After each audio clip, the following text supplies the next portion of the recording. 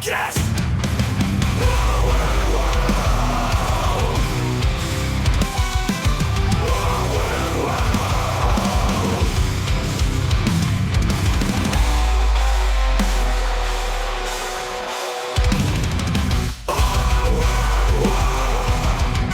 Welcome to Our Weird World. I'm your host, John Henson, and today, doing another edition of Mysterious Murders. And you can go back to episode 120 for the first part where we discussed just some people who we don't know who they were. All right, like could have literally been anybody, and we don't know. And for those of you out there who really like closure to stories, this isn't the episode for you because guess what? We still don't know who any of these people are. So we got three stories here, the Phantom Killer, the Alphabet Murders, and our first one, kind of more famous, especially if you're a true crime fan of the New Orleans Axeman.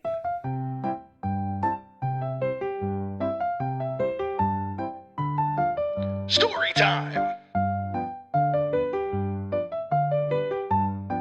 Story time.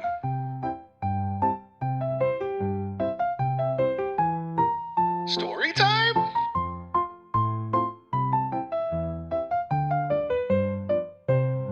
Story time. So we all know, like, New Orleans, very famous for being full of, like, witches, voodoo spirits, probably one of the best food cities in terms of just good Creole and Cajun. Oh, my God. Oh, man. Some good crawfish etouffee. Some gator gumbo. Oh, boy. Oh, man. And that's where it stops, honestly, right? Boudin, disgusting, all right? I mean, it's fine. It's sausage, all right? It's that's what it is. It's sausage, all right? Beignets, ooh, donut with powdered sugar on it. Wow, you really reinvented the wheel there. But etouffee and gumbo, oh, jambalaya, honorable mention. But oh boy, God, man, I get bricked up for some good, authentic Creole Cajun food. Anyway, so that's New Orleans for you. All right. But there was a period for a little bit more than a year where the city was basically terrorized by a mysterious, completely anonymous Axeman.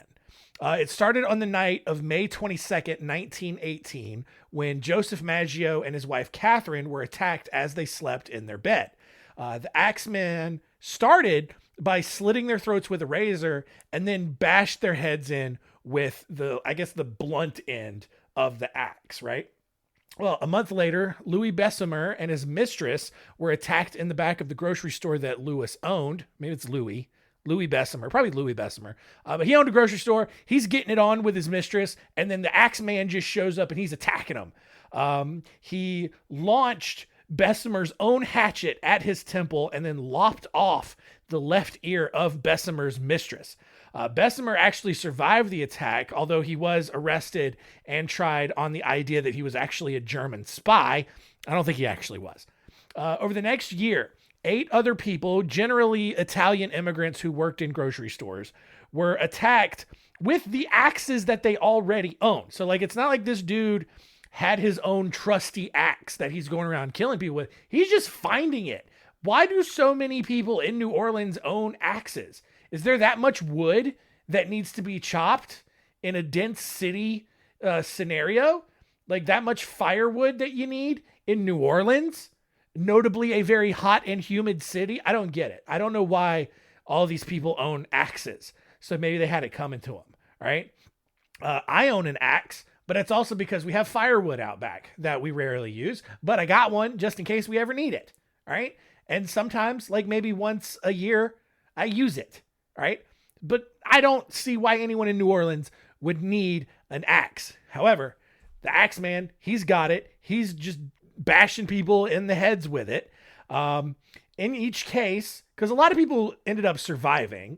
A couple people were murdered, but like a lot of people ended up surviving these attacks. No one could ever actually remember any details from the attack, and other people who had absolutely nothing to do with these murders ended up getting arrested because the police, they have no idea what's going on. They're just trying to connect real loose ends to try to get these attacks to stop. As you might expect, because he didn't get caught, the Axeman, he got a little cocky.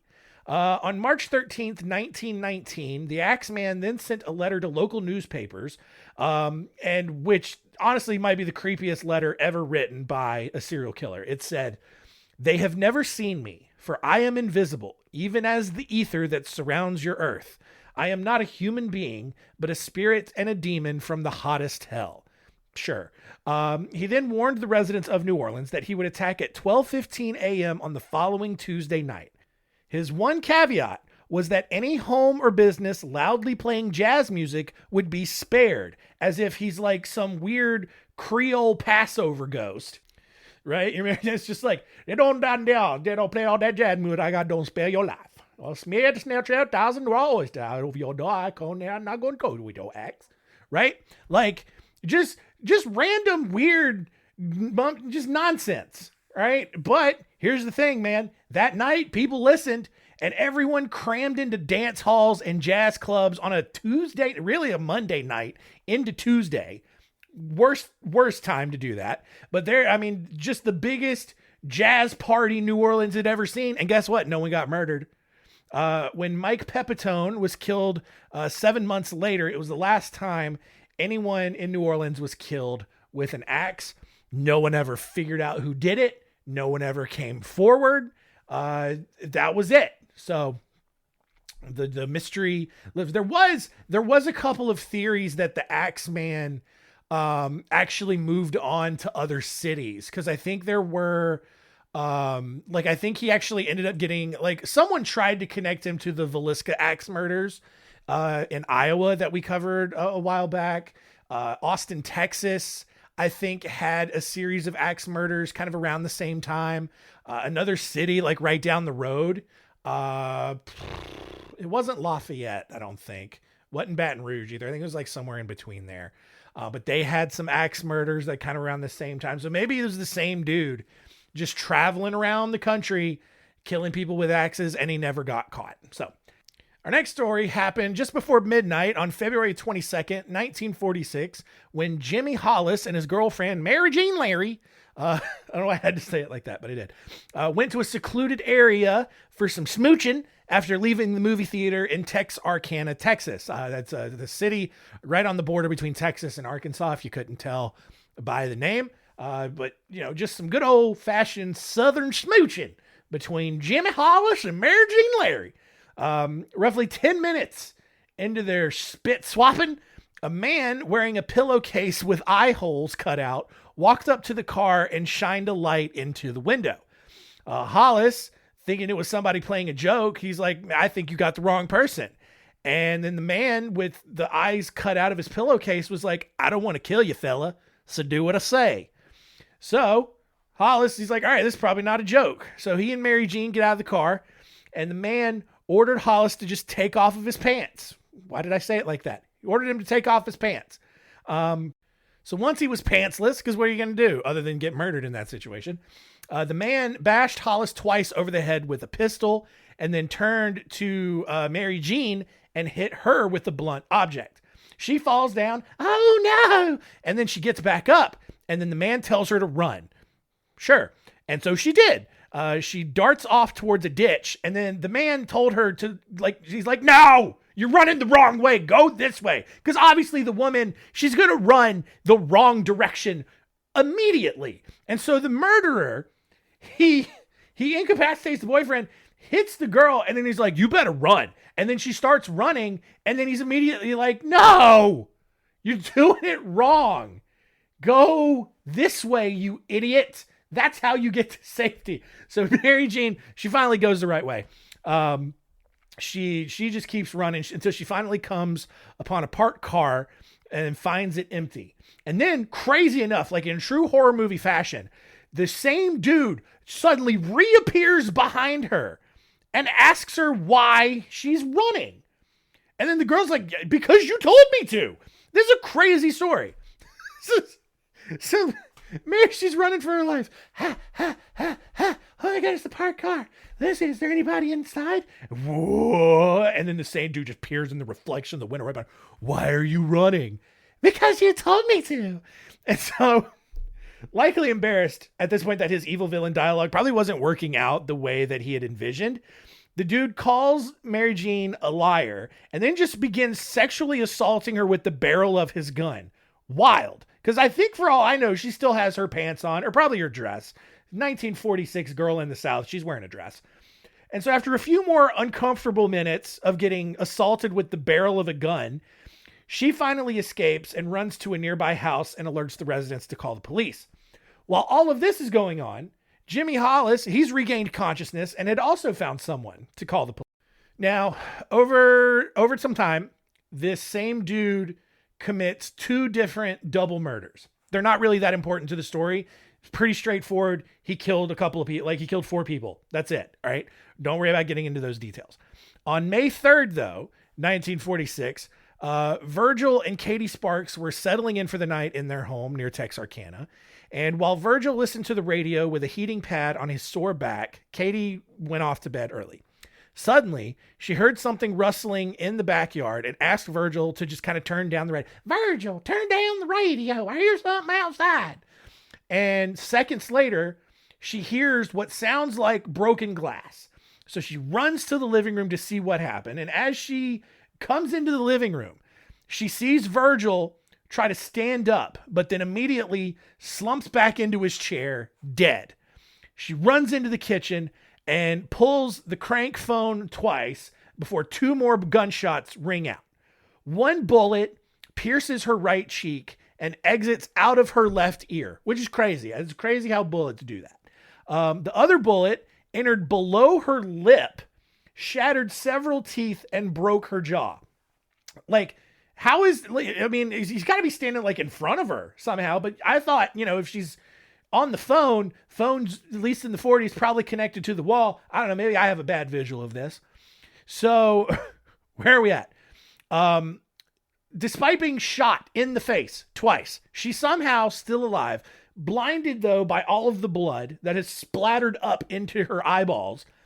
And even though she can't see, she hears the man tearing out the screen on the back porch. So using her instincts, she stumbles to the bedroom as the killer runs up the porch and breaks in through the kitchen door, all Kool-Aid Man style. Katie, who has left a trail of blood and teeth, she runs through practically every room in the house, like this weird Scooby-Doo chase. This is the worst murderer ever. He's already bungled the first attempted murder because the girl he tells to runs in the wrong direction. And then he's like, why are you running? Because you told me to, you idiot. So he screwed that one up. Now he's trying to kill these old people. And he shoots this old lady in the face twice. And then goes on this weird Scooby-Doo chase through her house where she goes in one room, he goes in the other. Then they crisscross in the hallway. And then they somehow end up in the same room. And then now she's chasing him and all this kind of stuff. It's going all back and forth. And finally, she bursts through the front door and runs across the street to a neighbor house. Now, her neighbor, A.V. Prater, shoots his rifle into the air to then signal another neighbor for help, because that's the easiest way to communicate in Texas. Just shoot your guns up in the air. They know what's going on. Prater and the neighbor then come and rush Katie to the hospital, where police were already there waiting to ask her about what happened. Meanwhile, officers had already arrived at their house, at Virgil and Katie's house, where they found the chair that Virgil had been shot on fire from the heating pad that had been left on. Once word of this attack got out, residents of Texarkana fell into a full panic. Curfews were enacted. Everyone began locking their doors because this was just a time when you didn't ever do that. You just left your car doors and your house doors unlocked, because what kind of ne'er-do-wells just walk into a house uninvited? Well, all of them, apparently. Some even began nailing their windows shut. Every store in the region sold out of guns and ammunition, which is an incredibly difficult thing to do in Texas, but they did it. Despite over 200 suspects, including one prime suspect named Ewell Sweeney, no one was ever convicted of being the Phantom Killer as the attacker had come to be known. Although Texarkana was gripped with fear, that was the last of the attacks. In 1976, the film The Town That Dreaded Sundown was released and was loosely based on the attacks.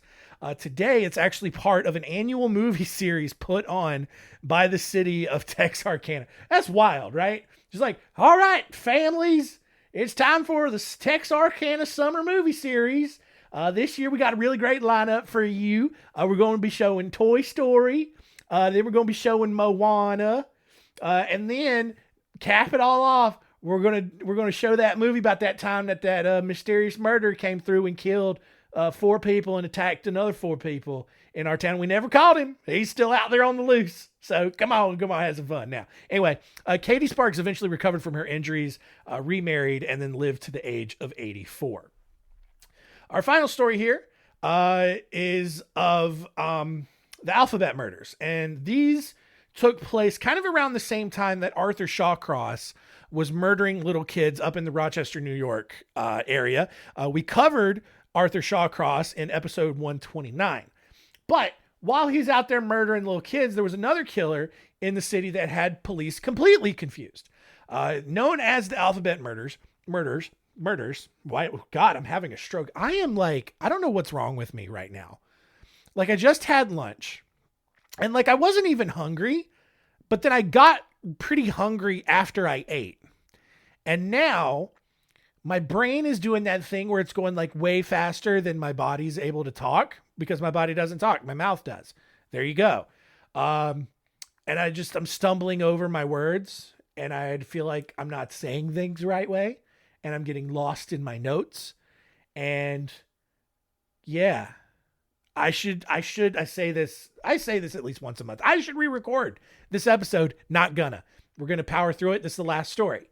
So, known as the Alphabet murders, 3 girls with the same first and last initial were found in a Rochester area town with the same letter. So what I mean by that is Carmen Colon was murdered in Churchville in 1971. So all C's. Wanda Walkowitz was murdered in Webster in 1973. So all W's. And then Michelle Mainza was murdered in Macedon later that year in 1973. So again, all M's.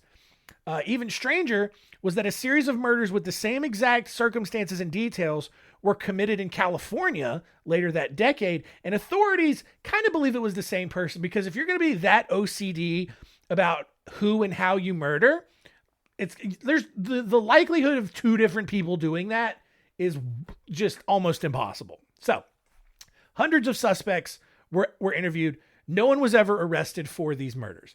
One suspect, Dennis Termini, was a local firefighter who had tried and failed to abduct a teenage girl before successfully grabbing another, nearly raping her before police arrived. Termini fled on foot, found an unlocked car with a gun inside, and blew his brains out. So maybe if it was him, then whatever. But like, that kind of stunt, along with being connected to several rapes in the area over the last few years, landed him as the prime suspect in the Alphabet murders. However, his body was exhumed in 2007 for DNA testing, which revealed that he was not connected with Wanda Walkowicz's murder. He does, however, remain a suspect in the other 2 murders because the semen samples taken from those scenes were lost. And so probably not him, probably just a guy who was a serial rapist who got caught and then just killed himself before he had to face the embarrassment of going to trial. Another popular suspect was Kenneth Bianchi, one of the Hillside Stranglers. We'll cover him later on down the line, because he's got a wild story in and of itself.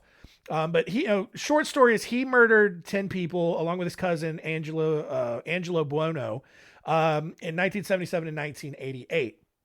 Bianchi had lived in Rochester before moving to Los Angeles with Buono.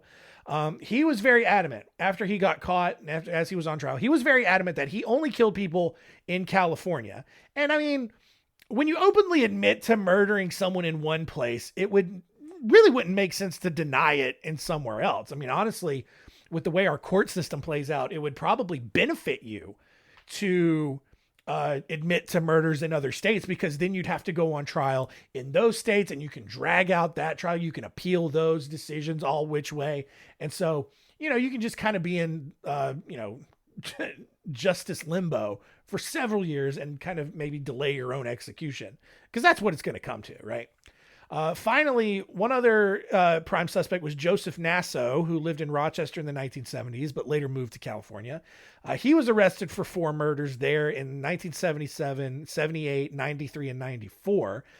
He was arrested on April 11th, 2011 in Reno, Nevada for those murders. And authorities found a list that they believe revealed the place where he buried his victims.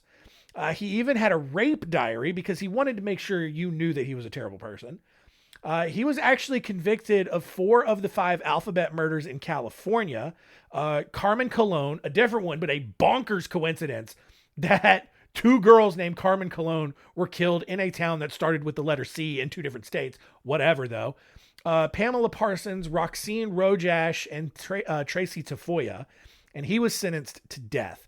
Because of his ties between New York and California, along with the fact that he was convicted of the alphabet murders in California, investigators strongly believe that he was likely the alphabet murderer in New York. The only problem with that is that his DNA didn't match the scenes of the crimes near Rochester, which is why the alphabet murders, at least in New York, remain unsolved.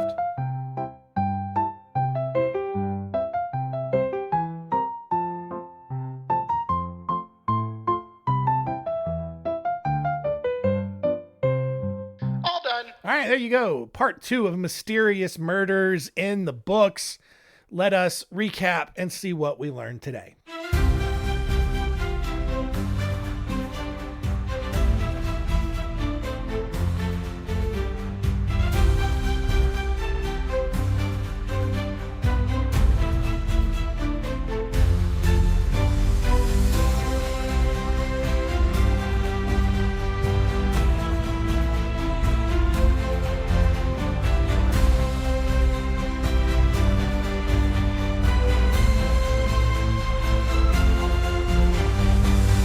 What did we learn? Number 1, the city of New Orleans, paralyzed in fear by a Cajun serial killer Axeman who forced people to play jazz music really loud in order to prevent them from being murdered. So stupid. Number 2, the Phantom Killer in Texarkana, Texas. God, I wish we figured out who this was. It was look, he was so bad at being look, granted, he killed at least 4 people. All right. Didn't screw those up in any way, but God, the first and the last, just complete messes, comedies of errors. And I really wish we'd have known who this was. Look, he probably moved on. I don't know that he necessarily would have been a serial killer or somewhere else. Just not a lot of serial killers in the 1940s or even the 1950s. Really picked up in the 60s and 70s though. But just so fun. Like horribly traumatizing for the women who survived these attacks, but just on paper, so fun stories. Finally, number 3, the alphabet murders in New York. Same person, just dude loved alliteration, and I get it. I did it in this episode, Mysterious Murders. I do it in a lot of these episodes. Love the alliteration. All right. Don't do it to kill people though. That's rude. All right. But no one knows who did it. So who knows? I don't. That's why I said that.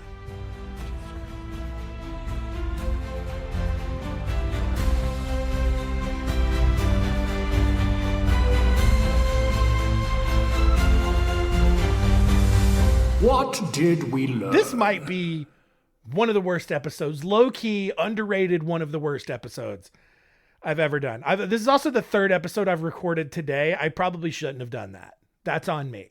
All right, but I'm trying to work ahead a little bit, because I'm coming up on the holidays. Might be traveling on some weekends, and that's typically when I record. So, whatever. Next week on the show. Next week, I'm excited. Next week episode, going to be 10,000% better. All right. Because way back in episode 73, we did some real government projects, some bonkers CIA government projects that got funded by taxpayer dollars. And we're going to be back with some more. And some of these are ridiculous. All right. You think our government is crazy now? Dude, like, I can't imagine what life was like in the 60s living in this country, because we're looking at Operation Bumblebee, Exercise Robin Sage, Project A119, Project Fantasia, okay, Aunt Jemima, not even the syrup company, not even, that doesn't even exist anymore because they got canceled by the whites. We'll talk about that later. And we'll also talk about the bat bomb. A bat bomb. A bomb made of bats. There's no code word there. They actually tried to get done by the government, and we'll show you how it happened next week. So thank you so much for continuing to listen. Keep telling all your friends, and keep it weird.